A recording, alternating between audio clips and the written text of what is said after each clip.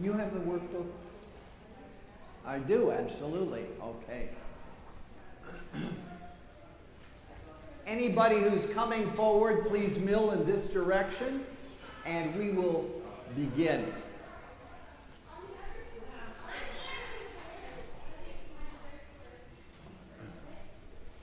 I had 3 people who came up to me this morning and said, "I'd rather watch you on YouTube."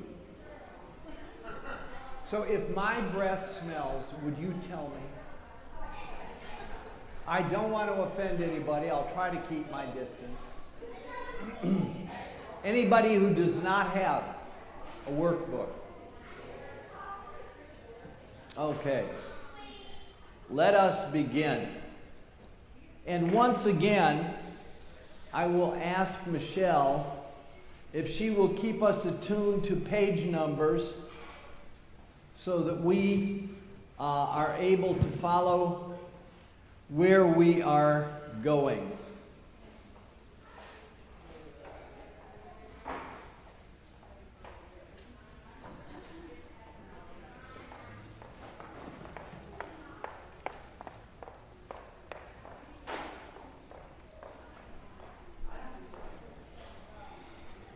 Okay, we're going to start the third part of the book, which is the Passover part of the book. This is actually what the course is all about, but the first week I gave a concept, because without the concept, nothing else makes sense. And the concept is this. I don't know what you have in mind of a Passover, but biblically, a Passover is when the earth's orbit or its axis is touched. When the orbit or the axis of the earth is touched, that is a Passover. And it happens because God Himself is passing over. All of the things that you and I have been told about Passovers are the effects. There's a lot of earthly effects. But a Passover is when the axis of the earth or the orbit is touched. The second week, I gave another concept, and that was kind of a hard teaching because God gave 8 feasts in Israel. And those 8 feasts are Passover, our festival of unleavened bread, our first fruits, our Pentecost, our Yom Teruah, trumpets, our Sabbath, our Yom Kippur, the covering of sin on the cross, and the final one is Sukkah, and that is what you and I shall know of as Armageddon. There are 8 Passovers that have fit themselves into the plan of mankind. Is there anybody who doesn't have a book yet? Does everybody have the blue book? Okay. Because we're going to take a look now. I've given you all the study material. We've covered 2 weeks of this and 2 weeks of that. Pastor Dan has given us an extra week, so I don't have to go through 8 of them today, but I can go through 4 of them today, and that's a manageable chunk. And then we can do 4 next week. Okay. If you will turn to Michelle, what page is Passover? Page 11 on the bottom of the book. Page 11. If anybody who can't find it, holler. Okay. Now, this is the only thing that's a little bit confusing. Because when you look at the way the book is set up, the feasts go down the left column. The feasts are on the left side, and that which I shall call Passovers go down the right side. So you have the feast and the Passovers. The feasts go down the left, and the Passovers go down the right. Now it becomes confusing with Adam, because Adam the first feast is Passover. That's the one that we all celebrate. But Adam was created in a Passover. So Adam, not only is the feast that we're looking at, Passover, but Adam was created in a Passover. That's what took place.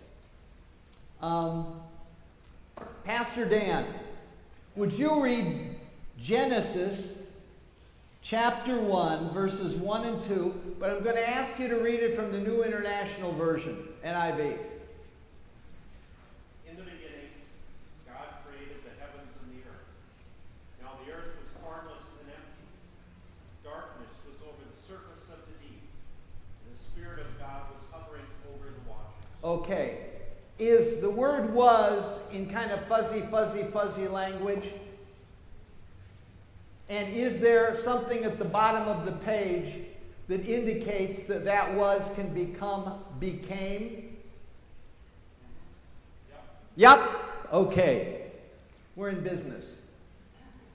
Because for a long time, everybody simply said, in the beginning, God created the heaven and the earth was without form and void.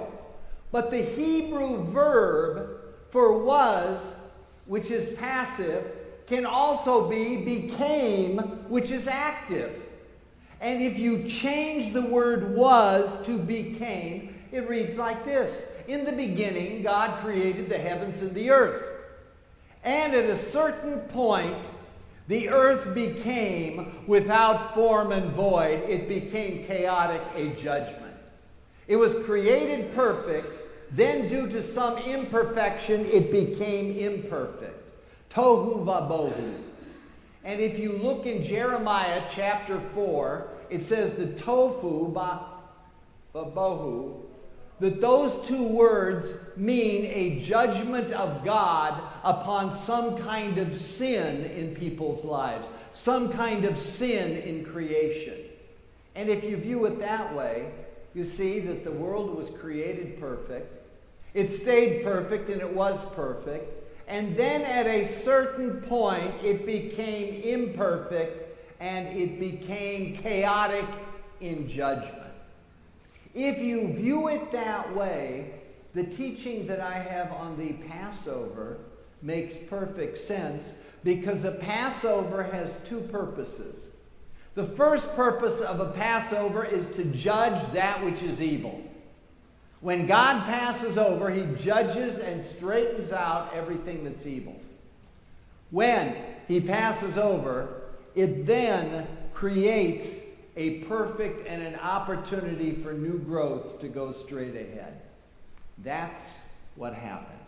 And as we see the earth, we will see in chapter 1 of Genesis that God starts with the rotation of the earth, and the rotation of the earth, and day and night, and day and night, and day and night. And we see that the earth at this point, after this chaotic judgment, God starts things in order, and there is evening, morning, day 1. Evening, morning, day 2. If you take a look at chapter 1, verse 7, Dan. So God made the expanse and separated the water under the expanse from the water above it, and it was so. Okay, God made a firmament. In the King James Version, he made something up in the heavens that is firm. He made a very thin, very perfect ice shield to protect the world from all kinds of solar radiation. It's 1,400 miles high. It was far, it was big, but the firmament was up there. The expanse of the heavens was separated from the expanse of the earth. A little later on, we'll deal with why it was 1,400 miles up, but that is the point at which earth and earth's area ends and heaven begins. That is the same height at which the New Jerusalem, when it comes into effect, that will stop. The New Jerusalem will be 1,400 miles high. Below it will be earth's area. Above it will be heaven's area. And there was a firmament, and the ice was so beautiful, and it was so crystal clear, and it was so perfect that you could see all the stars on the ice, and it was much clearer than it is in one of our nights. It was much better than it was. And would you read also chapter 1, verse 9? And God said, "Let the water under the sky be gathered to one place, and let dry ground appear." And it was so. Okay. When God made the earth a fit habitation for Adam, when God made it perfect, we notice something. There was one sea and there was one land. One sea and one land. You've all heard the say the four corners of the earth. Has everybody heard the four corners of the earth? Well, our earth doesn't have four corners, but in our cultic memory, in the mythology of the past, people remember back to a time when the earth had one landmass, had one sea, and there were four corners to the earth. And I will talk more about that a little bit later. Okay, if you will read now chapter 2, verses 1 to 7. Any Bible will do, but I like the NIV for this particular section. Thus the heavens and the earth were completed in all their vast array. By the seventh day God had finished the work he had been doing.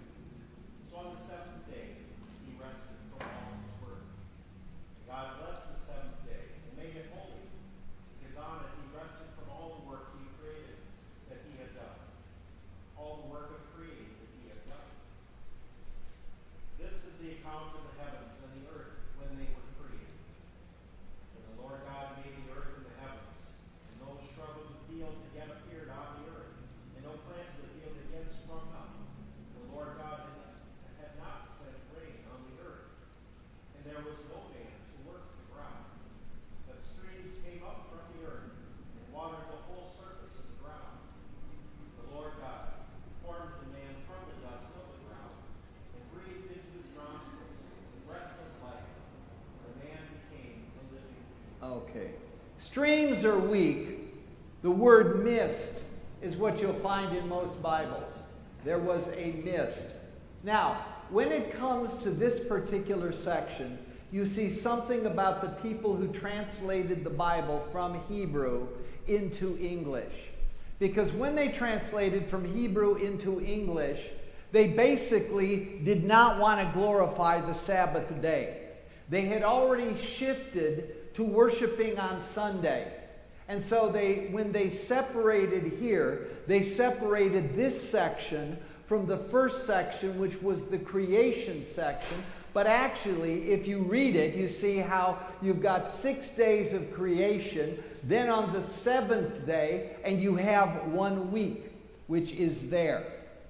That's the way that they originally, and when you started, when they took and they translated and they separated, they broke it into chapters and verses. I want to point out something. The first thing is that I want to take a look at some astrological terms. A day is one relationship, one rotation of the earth to the sun, right? A day is one rotation of the earth to the sun. A month is one rotation of the moon around the earth. That's where we get the month from the moon, correct? Okay. A year is one rotation of the earth around the sun, right? Why do we get the week? There is no astrological reason that we should have a week except our God said so.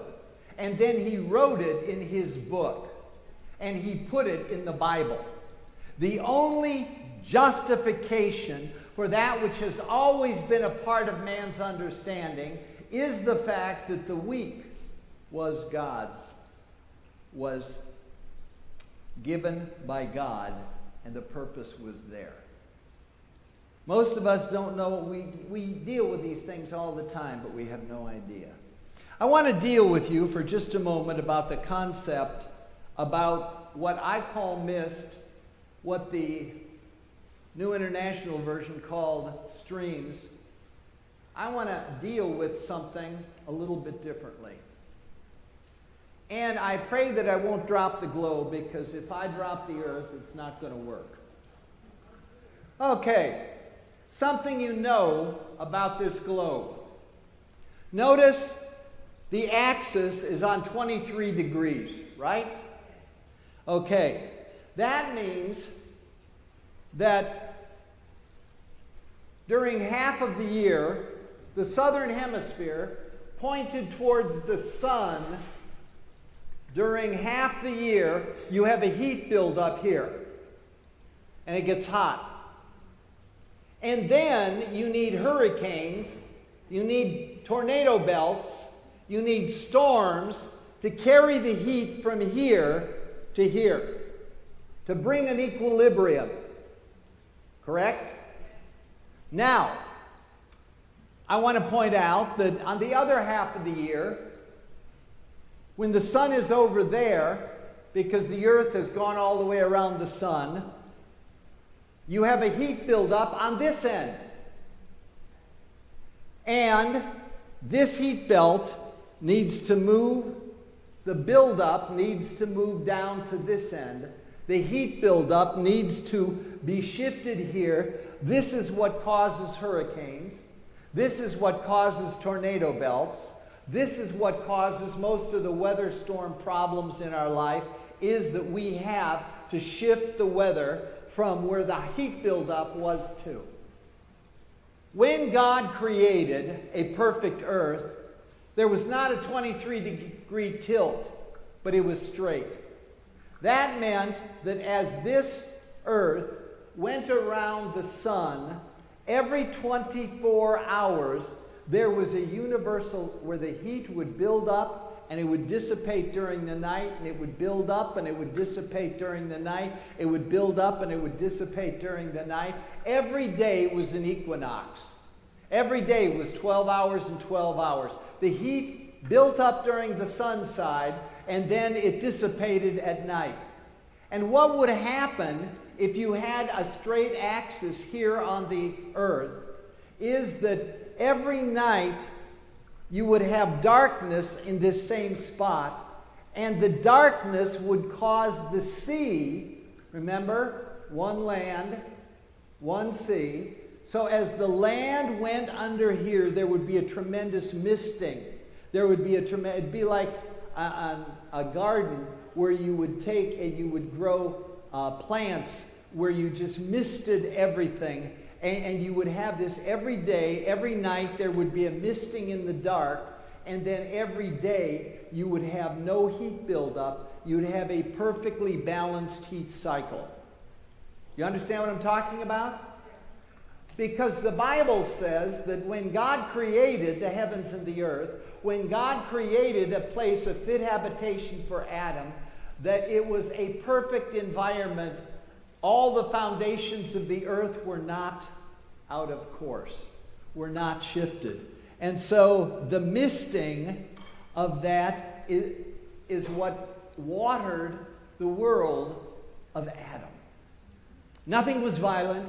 Everything was smooth. Everything was simple. They had a 20-day or 24-hour heat cycle. It'd build up and then it'd cool off. It'd build up and then it'd cool off. And every day of the year, 365 days, it was the same way. The thing is, it wasn't 365 days because we have 365 days, and we'll talk about that a little bit later. We have 365 days because the earth is no longer on a round orbit.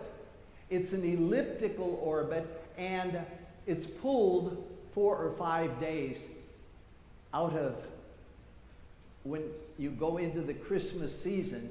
you're going farther and farther and farther away. And then the first of the year, you come back. And so what we have is that the earth actually had an elliptical orbit, had a perfectly round orbit. And the round orbit that it had, the round orbit that was there, was 360 days, which is 12 months times 30 days. And so everything was in balance, everything was in perfection, everything was smooth, everything was right. There was no fighting, there was no at war with itself. The earth was not knowing all of these things that we know of. I want to deal with one more thing, and it says that man was created in the image of God. It will say that in the next chapter, but I want to point out something. There was a Israeli scientist in 1985 who had one of these microscopes, an electron microscope, that could magnify things over 1 million times. And he wanted to look at human DNA. So he looked at human DNA because he wanted to see, you've got two strings of it going together, and there's bonding between them, and he wanted to see what the bonding was. And the bonding that was there was sulfur molecules. But what he found, the bonding was not simple and direct, everyone with a bond. What he discovered is that the bonds actually went, there were 10 spaces and then a bond. There were 5 spaces and then a bond. There were 6 spaces and then a bond. There were 5 spaces and then a bond. There were 10 spaces and then a bond. 5 spaces and then a bond. 6 spaces and then a bond. 5 spaces and then a bond. He took a look and he discovered that all the DNA in creation has this same numbering. 10, 5, 6, 5. Now, because he is Hebrew, and in Hebrew, your numbers and your letters are the same thing. So he took the 10, 5, 6, 5, and he realized that inside every human being, it is Yud He Vav He. It is the sacred tetragrammaton. It is the name of God inside the DNA of every single creature that was created. And when you think about that, it makes sense. And man was created in the image of God. The world was not perfect. And this is not something that I have come up with, because there's a man named Schofield in the 1800s came out with the Bible, and he talks about all the different forms. And he said there was such a thing as a gap theory, where the earth was created perfect and then it was destroyed. Then it was made chaotic due to the rebellion of Satan. And then God made it a perfect place fit for man. But he had nothing to do with the Passover.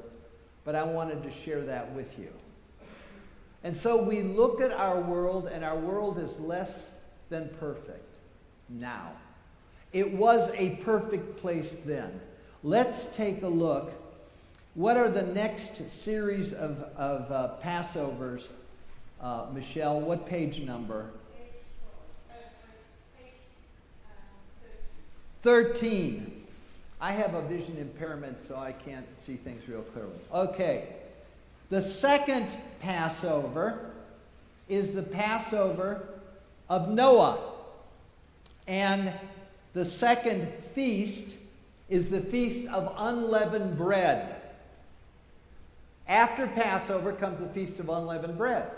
Unleavened bread is a time of cleansing. When you cleanse yourself, when you cleanse your body, when you cleanse your family, you get rid of the yeast, which tends to puff things up, but it adds no nutritional value. You get rid of the yeast from your house, And so there is a solid week when you clean things up. Okay, Genesis chapter 6, verses 1 to 8. Pastor Dan. When men began to increase in number on the earth, and daughters were born to them, the sons of God saw that the daughters of men were beautiful, and they married any of them they chose. Then the Lord said, My spirit will not contend with man forever, for he is mortal.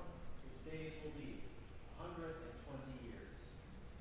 The Nephilim were on the earth in those days, and also after, when the sons of God went to the daughters of men and had children by them.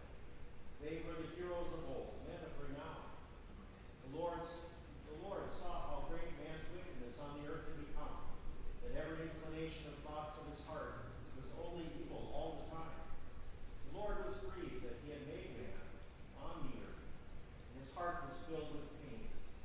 So the Lord said, I will wipe mankind, whom I have created, from the face of the earth, men and animals, and creatures that move along the ground, and birds of the air, for I am grieved that I have made them.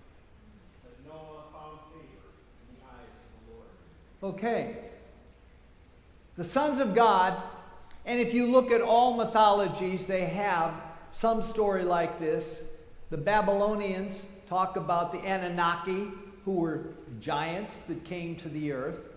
You have the Nephilim in Hebrew. You have the Titans in Greek. You have every major culture has a time when they came into our world. Now, God created a perfect world for Adam and man to rule. And when man sinned, he turned it over to evil forces. And these evil forces continued to take over and take over and take over. And it reached a point where these evil forces saw the daughters of men, and they said, wow, she's good looking. Take a look at her. She's all right. And it says they took whom they wanted, and they took them for wives, and they knew about cloning. They knew about genetic manipulation. They knew about turning boys into girls. They knew about turning girls into boys. There is nothing new in which our culture is going, but they took and they rebelled against what God had said, and these evil ones came in, and it got so bad that demonic forces invaded every single creature on earth. Not just the men, not just the women, but also the animals. Also, everything that was on the earth was invaded by these creatures, and they took over. And would you read 11 and 12, please? Now the earth was corrupt in God's sight. It was full of idols. God saw how corrupt the earth had become, for all the people on earth had corrupted their ways. Okay. Notice how many times God sticks corrupt in that one sentence? They were perverting what God had given man to be good, and these demonic forces that came into mankind through mankind's invitation, they invited them in, they came in and they took over, and God saw the corruption and he did not like it. Now, the interesting thing is it says they were violent. The word in Hebrew for violence there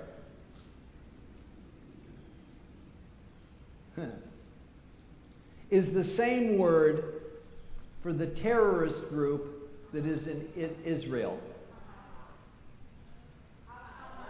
Hamas.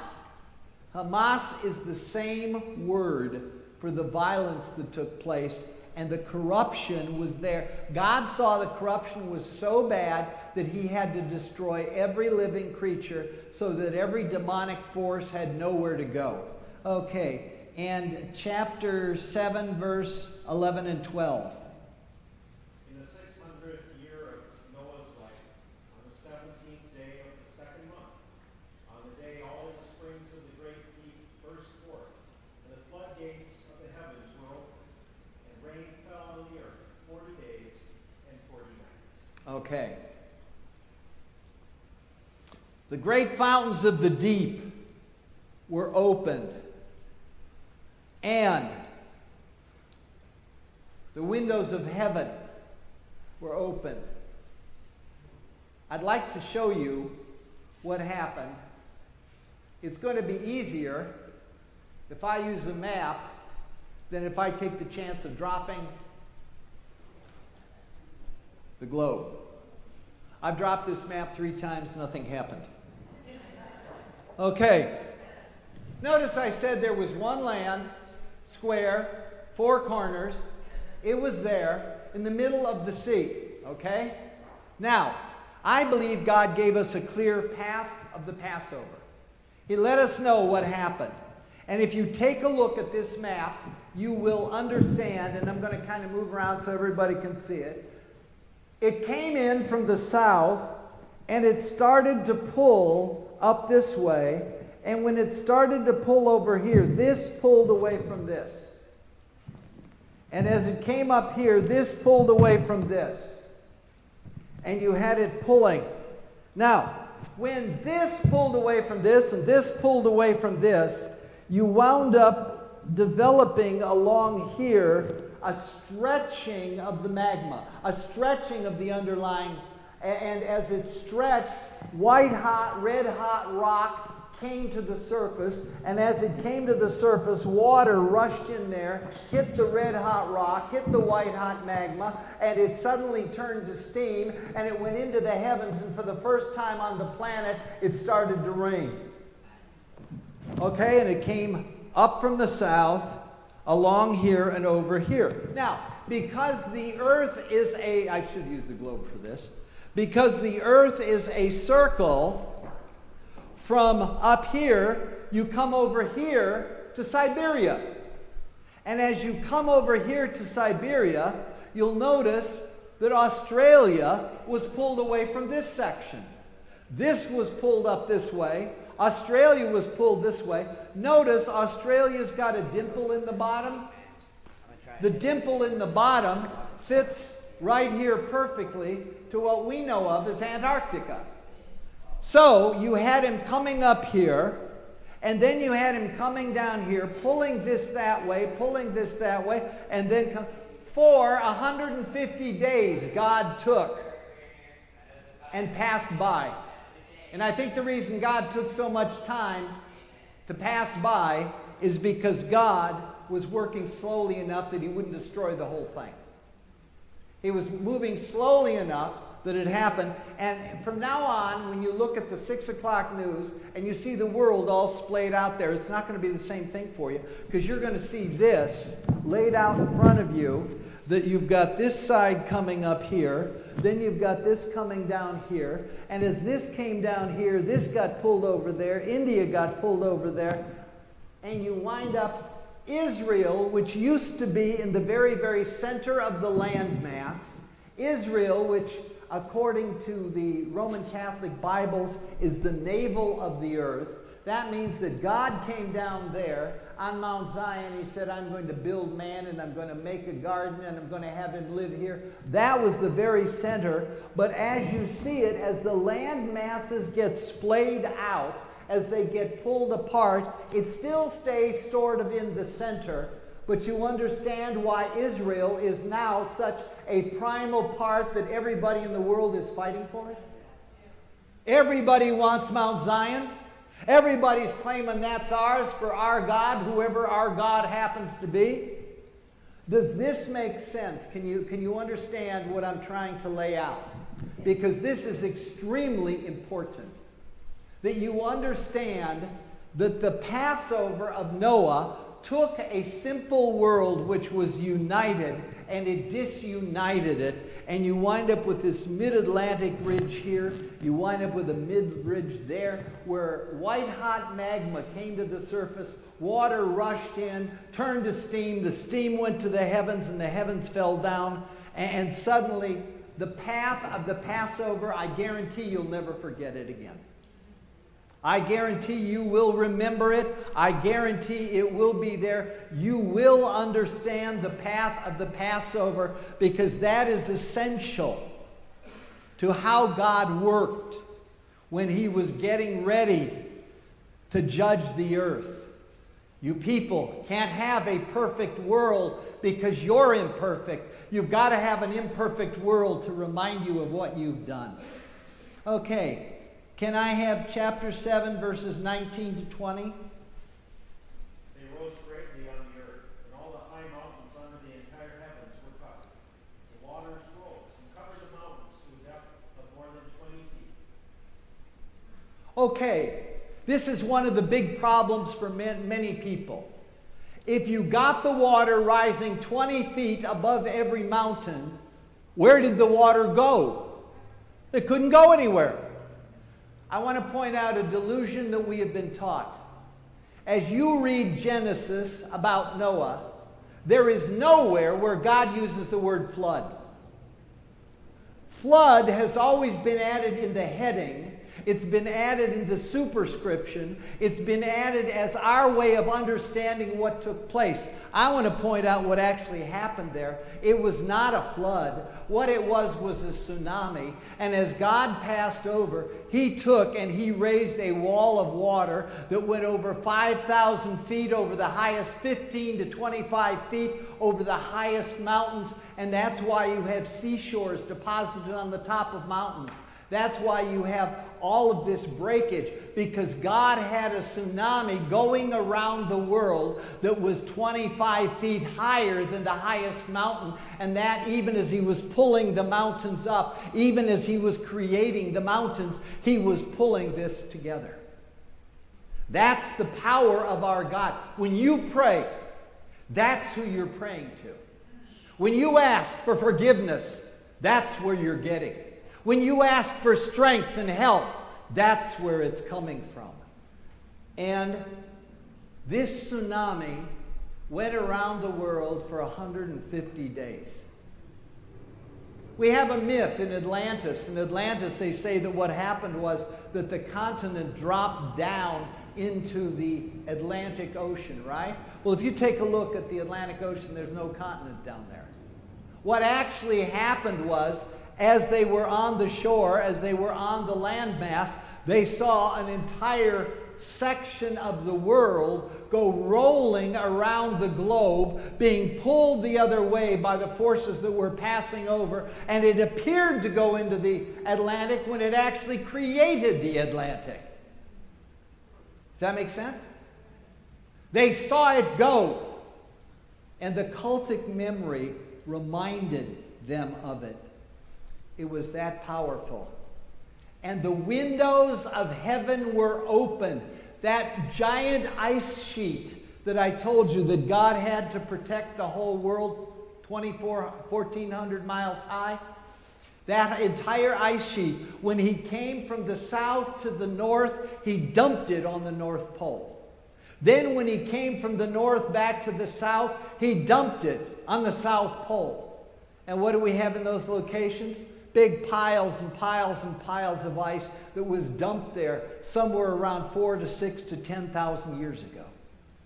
You've got all that ice piled in the north, piled in the south. That was the ice sheet that God used in the firmament to protect his land. Okay, one other thing that's pretty important in this path of the Passover.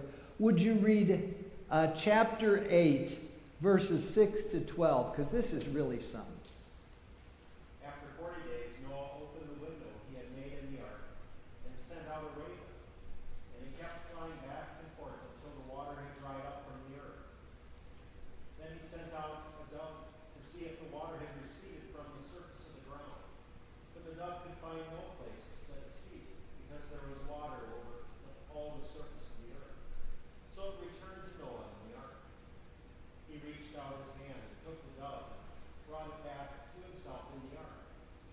He waited 7 more days and again sent out the dove from the ark. When the dove returned to him in the evening, there in its beak was a freshly plucked olive leaf. Then Noah knew that the water had receded from the earth. He waited 7 more days and sent out the dove again. But this time it did not return to him. Okay. That's beautiful. Because what you have is the second month is when this started. That's the time of Passover. Then you have 150 days, then you have 80 days, then if you add up all the days, this is the 7th month. And if you take a look at these birds, first was sent out a raven, then was sent out a dove that couldn't land, then was sent out a dove that brought back an olive branch, which in our culture now means peace. Then was sent out a dove which didn't have to return. You will notice in the 7th month that if you look at these 4 birds, there's 1, 2, 3 weeks. That's the feasts of Israel. Yom Teruah, Yom Kippur, Sukkot. That's the fall feasts. And it's found here, that's when Noah let the birds go. That's why I consider it so important that we covered what we covered last week, and we learn about what those feasts are, is because God seemed to think they were pretty important. So if he thought they were important, I at least want to know about them a little bit. I don't want to have to take an elementary course when I get to heaven. Pastor Breznen, will you go to kindergarten so you can start learning all over again? No, don't want to do that. I want to know the path of the Passover. I want to know what God did and what he planned to do. And so you have the path of the Passover. Noah was there when the whole thing was torn apart and destroyed. And we find it in a very torn up way. Okay, moving to the 3rd feast. Page 14. The Feast of First Fruits. Now, you have Passover, then you have unleavened bread, then somewhere during this week of unleavened bread you have a first day of the week, and that's first fruits. This is important because that's when Christ was resurrected. He was the first fruit. When Christ was resurrected, when Yeshua came out of the grave, when he came literally walking through the stone, when it exploded out of the way, that was Yeshua. Okay? Now, I want to share something with you because I went to an extremely good Bible school. I went to a seminary that was, I considered, the best in the country. It was a classical European, but they did not deal with eschatology, last things.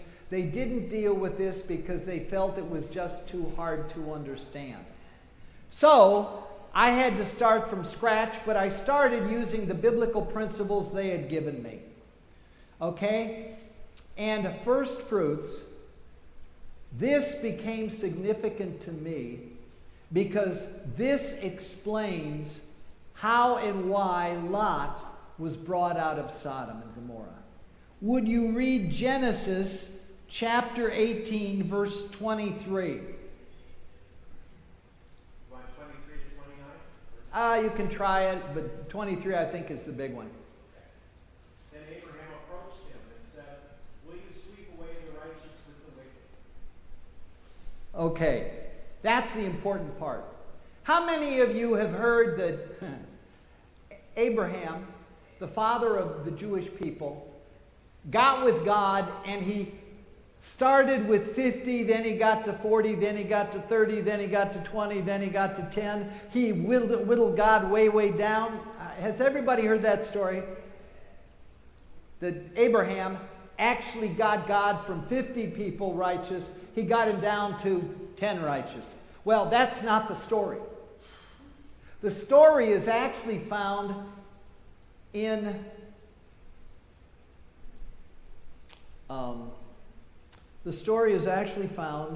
the book of Job. Because in Job is in an argument with God, and he says to God, "God, will you punish the righteous with the unrighteous? You're a righteous God. How can you punish the righteous with the unrighteous?" And God said, "I can't." That's the same argument from Job that actually is the foundation that Abraham builds on with this, and he starts. He says, "God, you're a righteous God. How can you judge any people who are innocent along with the guilty? Look, if you find 50 people," and then he thinks about it, there probably isn't 50. So he says, "Well, maybe 40. Well, how about 30? How about 20? How about 10? Okay, I'll stop with 10. If you can find 10 righteous people, then you will save Sodom.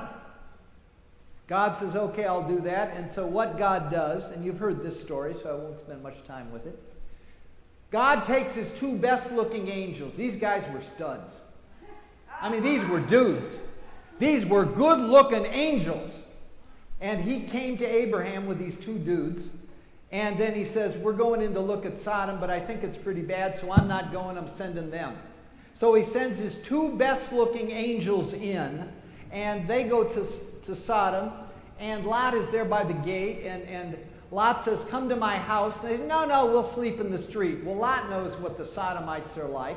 So he sees these 2 handsome-looking angels, and I think God used the most tempting angels he had, and he sends them in there, and Lot gets them to come into his house, and you all know the story. Everybody, all the men from the city come banging on the door and pounding and screaming, we want those 2 men, we want those 2 men.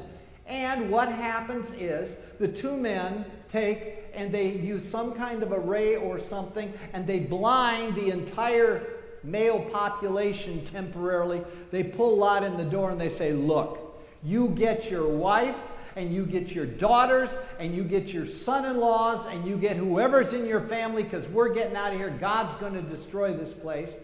And so you've all seen the picture. 2 angels, each holding 2 people, right? And they're running, and one has both of Lot's daughters, and the other has Lot and his wife's looking back at the yard sale that she just missed. And she's hanging in back there. And she turns into a pillar of salt, and Lot gets delivered. Okay?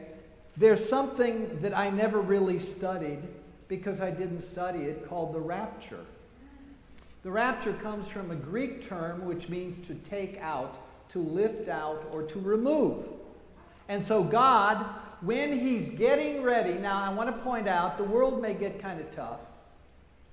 If you're a Christian, one of the million in the Middle East who disappeared in the past 10 years, you know that life is pretty rough. If you're one of the 3 million in Africa that got driven out of your village by a tank with a bulldozer blade on it, you know that life is kind of rough. If you're looking at what can happen around the world, you're realizing that life is kind of rough.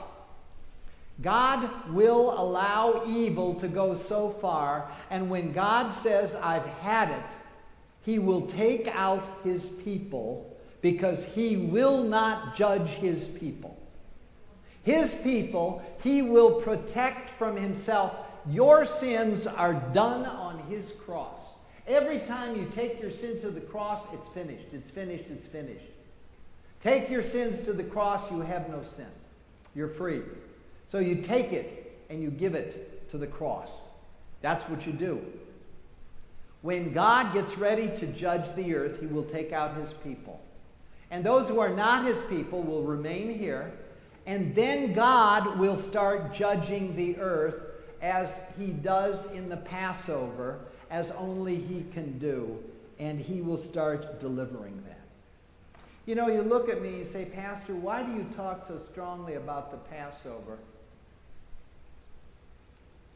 Have you ever seen a lady wearing a pearl necklace? It's beautiful to see a lady with a pearl necklace. What happens when you take the string out of a pearl necklace?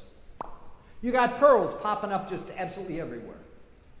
What happens when you take the doctrine Passover out of biblical teaching? You have all these experiences that you can't figure out how they fit together. Does that make sense? So, all I do is try to put it back together. The third Passover is the Passover of Lot. And the fourth Passover, we're making good time here, is Moses, what page? Page 15. And I want to point out to you, this is the only one you've ever heard called a Passover. This is the only one you've ever talked about, because the Jewish people always say this is when God delivered us from Egypt. This is when God delivered us. And this is the one when the pastors always say, well, this is when God did something with the Jews. Pastors don't know much about it, and the Jews know less, because they don't understand what the plan of God was.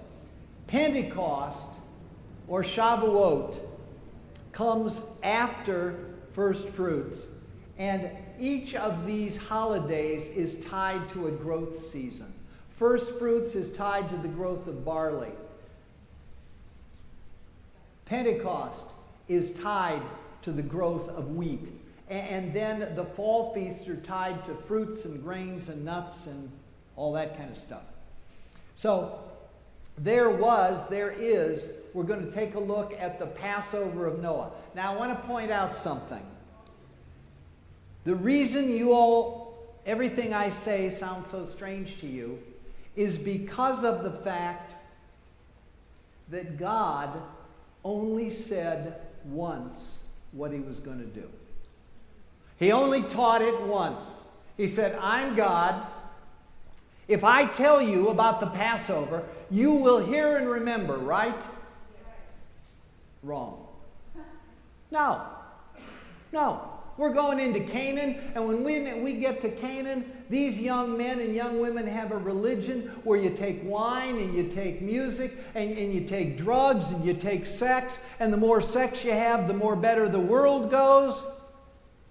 No, we like their religion. So the children of Israel, Jewish and Israeli, Jewish and the 10 tribes, all went into Canaan, and instead of being pillars of righteousness, priests and kings, they all fooled around with the false religion of sex. And so God didn't get what he actually wanted. What he wanted was a people who were so good, so powerful, so successful, that the whole world came to them and said, what have you got? We want it. We've got God. We've got the God of Abraham. We've got the God of Israel. We've got God.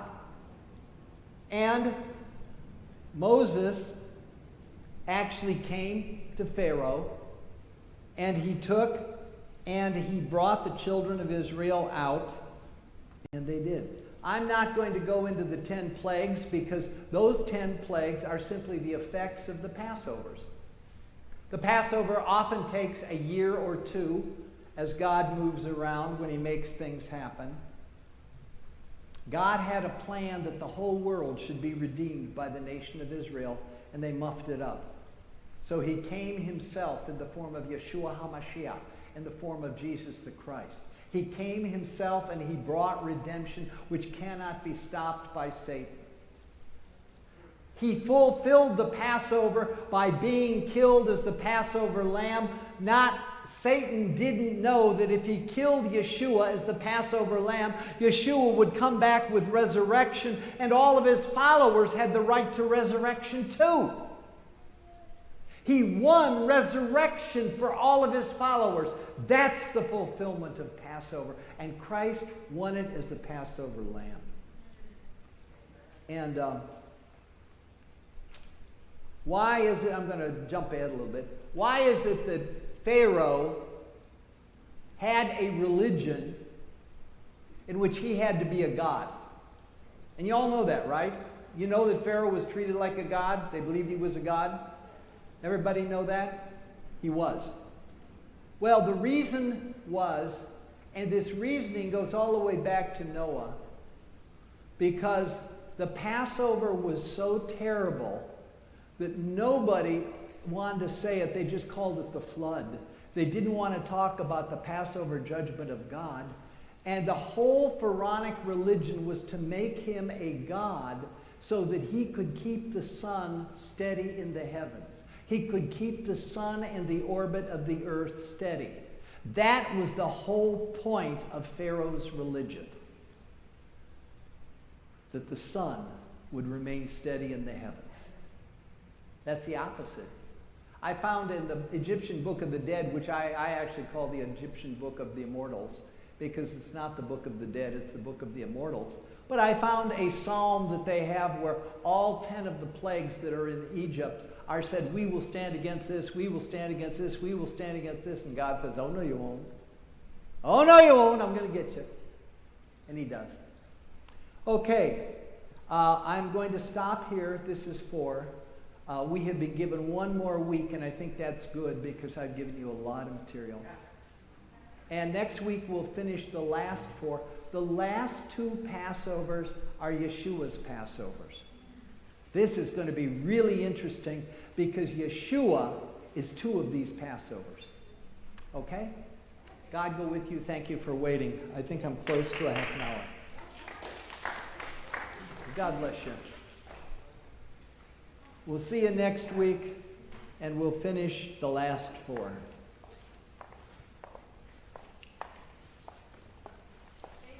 And for those of you who were here, this is your first time, I hope it wasn't too confusing.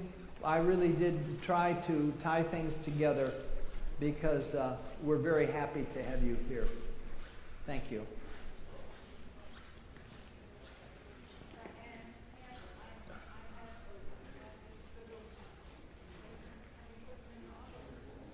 Is it understandable?